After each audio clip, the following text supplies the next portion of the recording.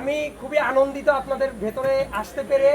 সভাপতি সাহেব অনুমতি দিয়েছেন বলে আমি ধরে নিচ্ছি, যেহেতু ফোনে কথা বলছেন আমি আপনাদের সামনে কয়েকটা প্রাণ খোলা কথা বলি। যদিও ফোরামটা রাজনৈতিক ফোরাম, কিন্তু আমার কাছে মনে হচ্ছে কিছু কাশীনাথপুরে এসে এর আগে সন্ধ্যাবেলা আপনাদের মনে থাকবার কথা, অনেকের সাথে কথা হয়েছে, যে আন্তরিকতাটা দেখিয়েছিলেন ওইটা আমার মাথায় সেভ হয়ে আছে। এবং ওই দিনের আমি প্রসঙ্গটা টেনে একটু কথা বলবো। ওই দিন আপনাদের যে আক্ষেপের জায়গাটা ছিল, ঠিক 2 দিন পরেই অ্যাক্টিং চেয়ারম্যানের সাথে যখন একটা মিটিং হয়, তো আমি তো এলাকা থেকে যাওয়ার পরে উনি কিছু ফলো আপ চান, যে এবার কি হলো, কাদের সাথে কথা হলো না হলো।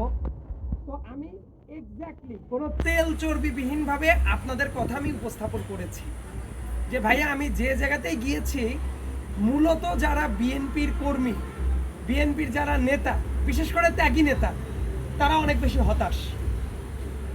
আমি একটু অনুরোধ করব, আপনারা যখন কথা বলবেন কিছু সিঙ্গেল স্ন্যাপ নিতে পারেন, কিন্তু এই মুহূর্তে ভিডিওটা একটু করবেন না।